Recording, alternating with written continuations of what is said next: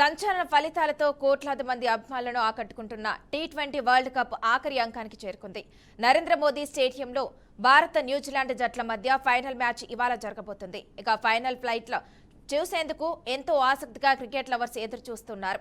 Defending champion team India విజేతగా నిలిస్తే ఈ tourney చరిత్రలో 3 టైటిళ్లు సాధించిన ఏకైక జట్టుగా చరిత్ర క్రియేట్ చేస్తుందని విజయవాడ జిల్లా ఇందిరాగాంధీ మున్సిపల్ స్టేడియంలోని క్రికెట్ అభిమానులు అంటున్నారు.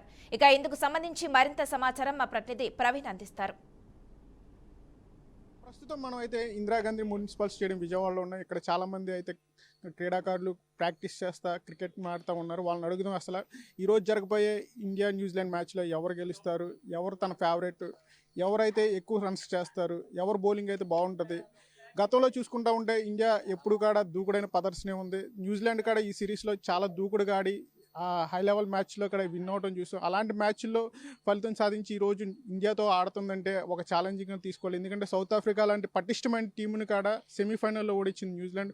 ఇప్పటికీ కూడా న్యూజిలాండ్ బ్యాట్స్మెన్లు చూసుకుంటూ ఉంటే ఇద్దరు మాత్రమే డక్అవుట్ అయ్యారు. ఇండియా పరంగా చూస్తుంటే ఈ సిరీస్లో 11 మంది బ్యాట్స్మెన్లు డక్అవుట్ అవడం కూడా చూస్తున్నాం. అలాగే స్పిన్ విభాగానికి వచ్చినా కానీ ఇండియన్ బౌలర్స్ 8.5 ఎకనామీ ఓవర్కి ఇస్తూ ఉంటే న్యూజిలాండ్ స్పిన్నర్లు చూసుకుంటూ ఉంటే అటు మిచెల్ శాంటనర్ కానీ సోదీ కానీ చాలా తక్కువ రన్స్కి కట్టడి చేస్తూ ఉన్నారు. వరుణ్ చక్రవర్తి ప్లేస్ ఉంటుందా, కులదీప్ యాదవ్కి ఛాన్స్ వస్తుందా, అలాగే షమ్మీకి స్థానం కల్పిస్తారా, ఏ పిచ్ ఉండబోతుంది, అది బ్లాక్ సాయిల్ ఉంటుందా, రెడ్ సాయిల్ ఉంటుందా, రెడ్ సాయిల్ ఉంటే స్పిన్నర్స్కి అనుకూలిస్తుందా, బ్లాక్ సాయిల్ ఉంటే అలాగే ఎక్కువ స్కోర్ చేయడానికి అవకాశం ఉందా, వీటన్నిటి గురించి మనం అడుగుదా ఇక్కడ చాలామంది ఆటగాళ్ళు అయితే కనిపిస్తూ ఉన్నారు.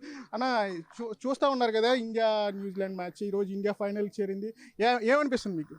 ఇప్పుడు సంజు శాంసన్ మంచి స్టార్ట్లోకి వచ్చాడు. అభిషేక్ శర్మ కూడా కొంచెం మంచి స్టార్ట్ ఇస్తే బాగుంటుంది. ఇద్దరు పవర్ ప్లేలో కొంచెం 45 రన్స్ కొంచెం పార్ట్నర్షిప్ వచ్చినా నెక్స్ట్ వాళ్ళకి కొంచెం 250+ స్కోర్ వెళ్ళే అవకాశం ఉంది. అలాగే మన హార్దిక్ పాండ్యా కూడా కొంచెం ఒక ఇంటర్వ్యూలో చెప్పాడు 10 రన్స్కే కొంచెం హాఫ్ సెంచరీ చేస్తా అన్నాడు. అది కూడా కొంచెం సక్సెస్ అవుతే బాగుంటుంది.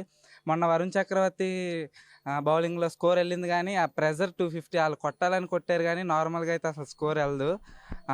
బౌలింగ్ కూడా బాగుంటుంది మనకి, కొంచెం 150+ రన్స్ కొట్టి మన వాళ్ళు కట్టడి చేయగలరు. బాగుంది, టీం బాగుంది. మరి అభిషేక్ శర్మ స్థానం ఎలా ఆడతాడు అనుకుంటున్నా ఈరోజు? సాధారణంగా సిరీస్ మొత్తం కూడా అతను ఫెయిల్యూరే చూసే ఉన్నాం, ఒక్క మ్యాచ్ తప్పితే. లేదు, ఫైనల్ కదా చించేస్తాడు. అతను స్టార్టింగ్ అతను ఇస్తాడు, మళ్ళీ తగ్గను కూడా తగ్గడు. అదే స్టార్ట్లో కొంచెం సెంచరీ చేసే అవకాశాలు కూడా ఉన్నాయి. అది కాక అలవాటు ఉన్న పిచ్చే మన పిచ్చే బాగుంటుంది. పెద్ద గ్రౌండ్ కాబట్టి అతను పెద్ద 6లు కొడతాడు. I support for India. ఇంకా చూసుకుంటా ఉంటే టీమిండియా అయితే లెఫ్ట్ అండ్ రైట్ కాంబినేషన్తో అయితే ఎరగదీస్తుందని చెప్పొచ్చు. ఎవరైనా ఒక బ్యాట్స్మెన్ కానీ అవుట్ అయితే లెఫ్ట్ వస్తాడా రైట్ వస్తాడా అనే కన్ఫ్యూజన్ కూడా ఎదుటి టీంకి ఉంది. ఇలా చూసుకుంటూ ఉంటే ఒకసారి చెప్పండి, ఇప్పుడు టీమిండియా లైనప్ కానీ చూసుకుంటూ ఉంటే లెఫ్ట్ హ్యాండ్ రైట్ హ్యాండ్ కాంబినేషన్లో చూస్తూ ఉన్నాం. మన కాంబినేషన్ లెఫ్ట్ హ్యాండ్ రైట్ రెండు బాగానే ఉన్నాయి. ఒక లెఫ్ట్ హ్యాండ్ అయితే ఇంకో లెఫ్ట్ హ్యాండ్ వస్తారు, రైట్ హ్యాండ్ అయితే రైట్ హ్యాండ్ వస్తారు. అభిషేక్ శర్మ మంచి స్టార్ట్ ఇస్తే మన స్కోర్ 250 దాటే అవకాశం ఉంది. అంటే ఇప్పుడు ఒక ప్రత్యర్థి టీంలో కూడా చూసుకుంటూ ఉంటే లెఫ్ట్ హ్యాండ్ బౌలర్స్ కానీ ఉండటం చూసాం. ఇటు శాంటనర్ కూడా లెఫ్ట్ హ్యాండ్ ఆఫ్ స్పిన్ వేస్తూ ఉంటాడు. కానీ ఆ కన్ఫ్యూజన్ ఒక సంజు శాంసన్ అవుట్ అయితే ఇషాంత్ కిషన్ వస్తాడా, లేదంటే తిలక్ వర్మ వస్తాడా, సూర్యకుమార్ యాదవ్ వస్తాడా? ఎందుకంటే left and right combination maintain చేస్తే బాగుంటుందా?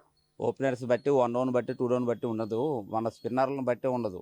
అక్కడ ఇండియా మ్యాచ్కి వెళ్ళాలి కాబట్టి 1 డౌన్ ఎవరు, సూర్యకుమార్ యాదవ్ లేదా ఇషాన్ కిషన్. ఓపెనర్ సంజు శాంసన్ అయితే సూర్యకుమార్ వస్తాడు, అభిషేక్ శర్మ అయితే ఇషాన్ కిషన్ వస్తాడు, అంతే.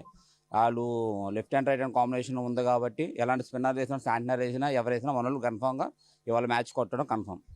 ఇంకా చూసుకుంటా ఉంటే ఇండియా అయితే తన ఆధిపత్యాన్ని అయితే కొనసాగిస్తూ ఉన్నది. అలాగే ఇంకా ఈ మ్యాచ్లో ముందుకు సాగాలంటే ఈ మ్యాచ్లో ఎంత స్కోర్ చేస్తే ఇండియాకి విజయ అవకాశాలు ఉంటాయి, ఏ బౌలర్ని టార్గెట్ చేసి ఆడాలి అనేది కూడా అడుగుదాం. వీళ్ళని చెప్పండి ఒకసారి. ఇండియా బౌలింగ్ చూసుకుంటే న్యూజిలాండ్ బౌలింగ్ చూసుకుంటే సోదీ కానీ ఫర్గ్యూసన్ కానీ ఆడటం, ఇండియా బ్యాట్స్మెన్లో ఫర్గ్యూసన్ కానీ చూసుకుంటూ ఉంటే వాళ్ళ వాళ్ళ బౌలింగ్ ఇండియా ఎలా ఎదుర్కోబోతుంది? ఇండియాలో డెఫినెట్లీ మనకి లెఫ్ట్ హ్యాండ్ బ్యాటింగ్ అన్నది చాలా ప్లస్ పాయింట్. మనకి ఇంతకుముందు ఇండియా అంటే మెయిన్లీ ఎక్కువ వచ్చేసి రైట్ హ్యాండ్ బ్యాట్స్మెన్లు ఎక్కువ ఉండేవాళ్ళు. ఇప్పుడు ఏంటంటే మనకి లెఫ్ట్ హ్యాండ్ బ్యాట్స్మెన్లే 6 మెంబర్స్ దాకా ఉన్నారు ఏకంగా. అది కాకుండా మనకి స్టార్టింగ్ అభిషేక్ శర్మను, తర్వాత ఇషాన్ కిషన్ కానీ, ఇప్పుడు ఏంటంటే మనకి రైట్ హ్యాండ్ ఇప్పుడు మైనస్ అయింది కాబట్టి సంజు శాంసన్ రావడం వల్ల ఏంటంటే అందులోనూ మంచి ఫామ్లో ఉన్నాడు కాబట్టి మనకి right hand left hand combination కూడా బాగా సెట్ అయింది.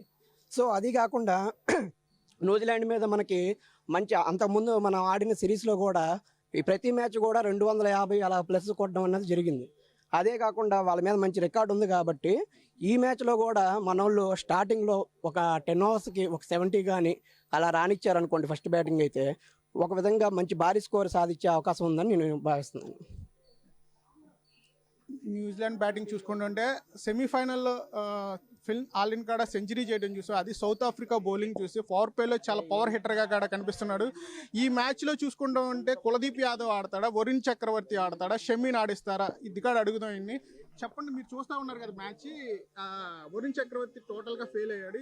మరి కులదీప్ని ఆడిచ్చే ఛాన్స్ ఉంటుందా, లేదంటే షమీని? అలాంటి ఛాన్సెస్ ఏమి ఉండవండి. వరుణ్ చక్రవర్తి మనకు తెలుసు బౌలింగ్ నంబర్ 1 ర్యాంకింగ్ ఉంది.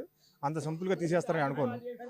అలాగే మన ప్రస్తుతానికి వరకు గెలిచింది మనకు బౌలింగ్ మీద అయితే మనం ఇప్పుడు గెలవాల, బ్యాటింగ్ మీదే గెలిచాము. మనం కూడా ఇప్పుడు బౌలింగ్ అనేది ఒక బుమ్రా ఒక్కడే ఒక కవర్ చేయగలడు. మిగతా 4 ఓవర్స్ మామూలుగా అందరూ అంటూ ఉంటారు మనం వేరే వాళ్ళు ఆడేటప్పుడు 16 ఓవర్స్ ఆడాలి. మనకి ఎందుకు బుమ్రా ఉన్నాడు కాబట్టి 16 ఓవర్స్ ఆడుతున్నారని చెప్పి మనం అంటూ ఉంటారు. సరే బుమ్రా ఉన్నాడు కాబట్టి కవర్ చేయగలుగుతారు. నాకు తెలిసి వరుణ్ చక్రవర్తిని కంటిన్యూ చేస్తారు, నో ప్రాబ్లం. ఇంకొకటి ఫినాలైన్ గురించి అడిగారు కదా, ఫినాలైన్ గురించి ఖచ్చితంగా మనకి అక్షర్ పటేల్ బౌలింగ్ చేస్తే దొరికిపోతుంది ఖచ్చితంగా. ఇది ఓవరాల్గా చూసుకుంటుంటే అభిమానులు అయితే ఇండియా అయితే ఎక్కువ రన్స్ సాధిస్తుంది, వరల్డ్ కప్ అయితే విన్ అవుతుంది అని కూడా చెప్తూ ఉన్నారు. ఏం చూసుకున్న ఫిలానైన్లో ఉన్న అవతల న్యూజిలాండ్ బౌలింగ్లో శాంటనర్ ఉన్న, ఫర్గ్యూసన్ ఉన్న ఇండియన్ బ్యాట్స్మెన్ ఆపుతూ అయితే ఈరోజు సాధ్యమవుదు. న్యూజిలాండ్కి అయితే చుక్కలు చూపిస్తారంటూ కూడా చెప్తూ ఉన్నారు. కెమెరామెన్ గోపితో ప్రవీణ్, ఇందిరాగాంధీ మున్సిపల్ స్టేడియం, విజయవాడ నుంచి.